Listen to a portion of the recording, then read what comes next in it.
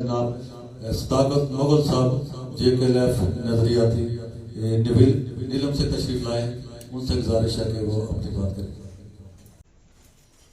نحمدہ نصلی علی رسولہ الکریم، اما بعد، اعوذ باللہ من الشیطان الرجیم، بسم اللہ الرحمن الرحیم۔ آج کی اس کانفرنس کا انعقاد کرنے پر جموں کشمیر لبریشن فرنٹ سردار رؤف صاحب اور ان کے تمام ساتھیوں کو اس لیے بھی مبارکباد پیش کرنا لازم ہے کہ انہوں نے آج جو گلدستہ یہاں پہ اکٹھا کیا ہے ریاست جموں و کشمیر کے ہر مکتبہ فکر اور ہر نظریات کے لوگوں کا، یقیناً ہم سب یہ کہتے ہیں کہ ریاست پاکستان بنے یا خود مختار بنے لیکن تقسیم نہ ہو۔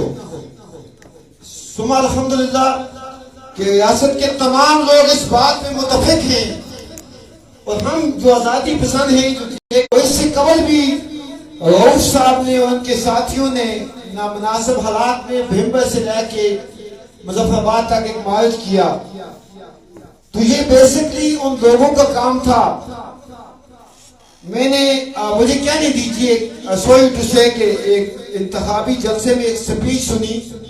ہمارے لیے نہایت ہی قابل احترام ہے سردار یعقوب صاحب، پرائم منسٹر بھی رہے، پریزیڈنٹ بھی رہے، اور مختلف وزارتوں کے اسٹیٹس میں انہوں نے انجوائے کیے، تو اسی حوالہ کوٹ میں انہوں نے کہا تھا کہ مجھے منتخب کریں، میں کشمیر کو آزاد کروں گا۔ سنا ہوگا آپ نے بھی، تو یہ بیسکلی اس اسٹیٹس کے لوگوں کا کام تھا کہ جب وحدت پہ بات آئے، جب تشخص پہ بات آئے، تو وہ آزاد کرائیں یا نہ کریں، کم از کم اپنی شناخت کے لیے نکلیں۔ تو انفارچونیٹلی آپ لوگوں کو یہ جہاں پہ آپ یہ کرٹیسائز کرتے ہیں کہ JKLF والے تقسیم کیوں ہیں، وہاں اپریشیٹ کرنا ہوگا کہ جب بھی مشکل آتی ہے، جب بھی تشخص کی بات آتی ہے، تو یہ JKLF والے ہی کوئی نہ کوئی جو ہے وہ اٹھتا ہے، وہ اپنے آپ کو پیش کرتا ہے۔ اس بات پہ رؤف کشمیری صاحب اور ان کے ساتھیوں کو مبارک دینے کے ساتھ ساتھ ہماری ایک بہن یہاں بیٹھی ہوئی ہیں، اور باقی جتنے بھی لوگ ہیں،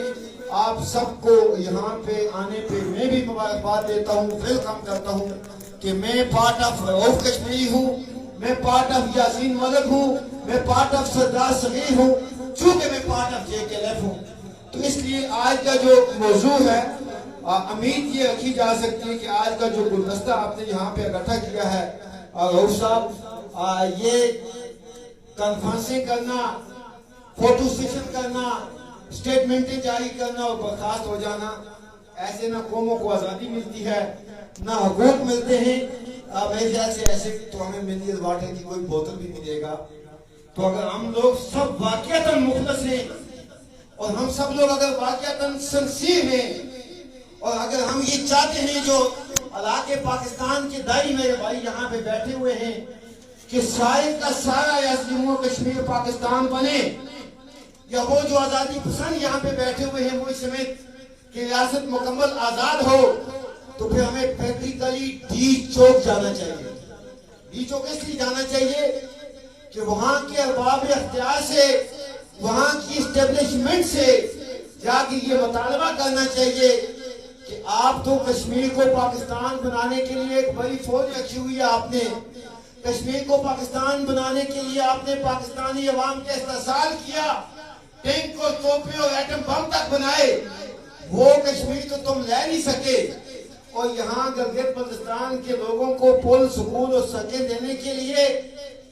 ریاست جموں و کشمیر کے تشخص کو بگاڑ رہے ہو،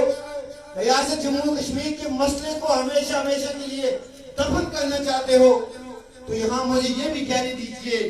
کہ ہماری لیڈرشپ اتنی غیر سنجیدہ ہے، روایتی لیڈرشپ،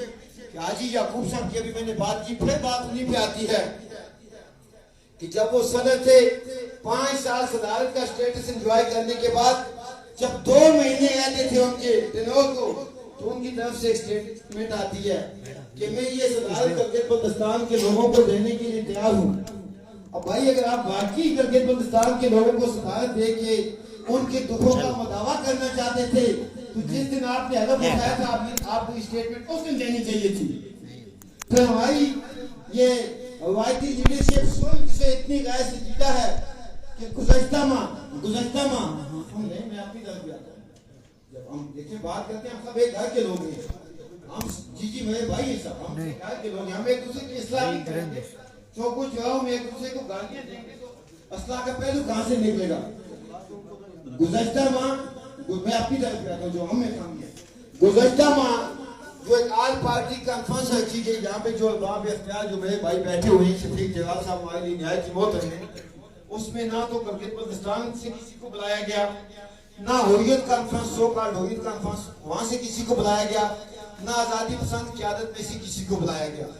تو پھر جب آپ لوگ ہمیں مائنس کرو گے اور پھر آپ جب ہم نکلتے ہیں تو آپ کہتے ہیں یہ کسی کے ڈرامے ہیں, تو یہ میں اپنے ان دوستوں کو, بزرگوں کو, ان بھائیوں کو یہ میسج دینا چاہتا ہوں, جیسے ہماری قیادتیں جب بھی کوئی ایسے ایشو ہوتا ہے تو سب سے پہلے آپ کے پاس جاتی ہے, اس لیے کہ آپ ہمارے بھائی ہیں. اس ریاست جموں و کشمیر کے آپ اتنے ہی باعث ہیں جتنا روف کشمیر یا کوئی اور باعث ہے, چونکہ آپ اس ریاست کے بیٹے ہیں. تو آپ بھی دلوں میں محبت پیدا کریں اور اپنے دلوں کو کھولیں, جب کوئی ایسا ایشو ہو تو ہم لوگوں کو بلائیں. اور دوسری بات جو ہم آزادی پسند یہاں پہ اتنے نالائق ہیں کہ آج جو یہ کانفرنس اگر رکھی تھی روف کشمیری صاحب نے یا ان کے ساتھیوں نے, تو میں یہ سمجھتا ہوں کہ کم از کم جے کے لیف کی جتنی بھی ٹاپ لیڈرشپ ہے اس کو یہاں پہ ہونا چاہیے تھا. کوئی میری بات سے ناراض ہوتا ہے تو بے شک وہ آزادی پسند قیادت جو ہے جو یہاں پہ موجود ہیں ان کو یہاں پہ ہونا چاہیے تھا. ثابت یہ ہوتا ہے کہ ہم غیر سنجیدہ لوگ ہیں. اب یہاں پہ دیکھ لیں اس چھوٹی سی کانفرنس میں کتنے موبائل کی گھنٹیاں بازی ہیں. ہم اتنے سوئی سے مجھے چونکہ بات کرنے کا حق ہے اور بغیر کسی کی تصدیق کیے میں اپنی بات اپنے دوستوں, اپنے بھائیوں, اپنے بزرگوں تک رکھنے کا حق رکھتا ہوں کہ ایسی کانفرنسوں میں ہم اپنے موبائل کو سائلنٹ بھی نہیں لگا سکتے. نہ تو ہمارے کوئی بلین کے بزنس ہیں تو وہ تباہ ہو جائیں گے, نہ کوئی اسمبلی سیشن میں ہم نے جانا ہے تو ہمیں باقی سنجیدگی کا بلایا کرتے ہوئے میں مختصر یہ کہوں گا کہ جن لوگوں نے وہ قرارداد لائی ہے ہم ان سے یہ گزارش کرتے ہیں, ہم یہ کہتے ہیں کہ پاکستان کو اللہ قیامت تک سلامت رکھے, پاکستان کے لوگوں کو خوشحالی ملے. وہ بلوچستان کے ہمارے جو سینیٹر ہیں ہم ان سے یہ گزارش کرتے ہیں جو بلوچستان کے حالات ہیں ان کو ٹھیک کر لیا, ہم جانے اور پاکستان جانے. اور یہ اس طرح کی جو غیر سنجیدہ کوششیں, یہ جیسے میں کوشش کروں گا کہ کسی اس بات کو ٹویٹ نہ کروں جو یہاں پہ ہو چکی ہے, یہ مسئلہ کشمیر کو تو متاثر کرے گا ہی کرے گا. پاکستان کے اس موقف کو جو گزشتہ 75 سال سے وہ دکھاوے کے لیے صحیح یہ کہتے آئے ہیں کہ ہم کشمیریوں کے ساتھ ہیں,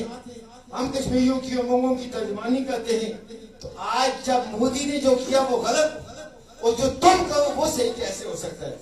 لہذا اس لیے ہم پاکستان کے ارباب اختیار سے اور جموں کشمیر لبریشن فرنٹ نظریاتی نے میں نے سندھ کا دورہ کیا, کراچی کا دورہ کیا, 12 فروری کو میں نکلا, شمالی پنجاب کا دورہ کیا, ہم پی ٹی آئی کے دوستوں سے ملے, ہم جماعت اسلامی کے دوستوں سے ملے, ہم پیپلز پارٹی کے ممبران پارلیمنٹ سے ملے, ہم صحافیوں سے ملے. لاسٹ ایئر ہم نے خیبر پختونخوا کا وزٹ کیا. ہم نے ان سے یہی گزارش کی کہ آپ بنائیں کشمیر کو پاکستان, اس میں لداخ بھی شامل ہو, اس میں جموں بھی ہو, اس میں بیری بھی ہو, آزاد کشمیر اور گلگت بلتستان بھی ہو, لیکن اس سے پہلے لوگوں کی رائے کا احترام بھی ہو. یہ ٹکوں میں کاٹ کے ہمیں آپس میں لگا کے جو ہمارے روایتی دوست ہیں وہ یہ کہتے ہیں کہ اگر جائز بات کریں گے تو خدا نخواستہ وہ اقتدار چھن جائے گا. ہم جو آزادی پسند ہیں ہم یہ سمجھتے ہیں کہ اگر خدا نخواستہ بہت زیادہ آگے چلا گئے تو وہ ناراض ہو جائیں گے. لہٰذا اگر ہم سب اس دھرتی کو اپنی ماں سمجھتے ہیں تو میرے خیال سے میں مختصر کرتے ہوئے آپ سے یہ گزارش کروں گا کہ آج کی اس کانفرنس میں یہ فیصلہ ہونا چاہیے کہ یہاں گلی کوچوں میں نعرے لگانے سے نہ ہماری بات پہلے کسی نے سنی ہے اور نہ آئندہ کوئی سنے گا. ہمیں ڈی چوک کا حق کرنا ہوگا اور ڈی چوک میں جا کے پرامن طور پہ اگر ہم 10,000 لوگ بیٹھ جاتے ہیں 10,000 لوگ بیٹھ جاتے ہیں اور وہاں سے یہ گزارش کرتے ہیں جی کہ جو مودی کا اقدام تھا اس پہ تو تم نے نماز جمعہ کے بعد پورے پاکستان میں آدھا گھنٹہ احتجاج کیے, آج اگر وہی تم کرنے جا رہے ہو تو پھر کیا مودی کو بھی پیغام دے کہ وہ بھی احتجاج کرے وہاں پہ؟ یہ تو پھر اسی طرح لے کے جائے اس مسئلے کو. لہذا ہر باشعور ہر محب وطن جموں کشمیر کا شہری وہ کسی بھی مسلک سے ہے, وہ کسی بھی نظریے سے ہے, وہ ریاست جموں کشمیر کا وارث ہے اور اطلاقاً یہ اس کا حق بنتا ہے کہ وہ ریاست کی تشخص کے لیے, ریاست کی حفاظت کے لیے آواز بلند کرے. اور یہاں جس کو ہم آزاد کہتے ہیں انفارچونیٹلی اسی راولہ کوٹ میں لیاقت یاد نہ سمگلر ہے, نہ ڈاکو ہے, نہ قاتل ہے. اس نے عوامی حقوق کے لیے احتجاج کیا اور اس کو جس طرح سے تشدد کر کے गिरफ्तार किया गया। और आज जो मैंने सुना यहाँ पे अभी इतना मिली कि उन्हें फेमस शिफ्ट कर दिया गया। राजा तनवीर अहमद जो परमन तौर पे कोटली चौक शहीदा में एहतजाज पे बैठा हुआ है, अगर ये आजाद हित होता तो यहाँ के प्रेसिडेंट ने लियाकत इजाज साहब से एक रिक्वेस्ट की, धरना खत्म करे, फिर उन पर लाठी चार्ज न होता, उन्हें गिरफ्तार न किया जाता। हम जब कहते हैं कि वो भी मकबूज है और ये भी मकबूज है, तो जो हम पे फतवे लगते हैं कि जी आप तो एजेंट हैं, तो आप साबित कर दीजिए हमें कि अवामी हकूक के लिए परमन एहतजाज पे बैठे हुए लोगों की बात न सुनना, उन्हें तशद्दुद करना, उन्हें टार्चर करना, उन्हें घसीट के गाड़ियों में ठोस के जेल में पहुंचाना,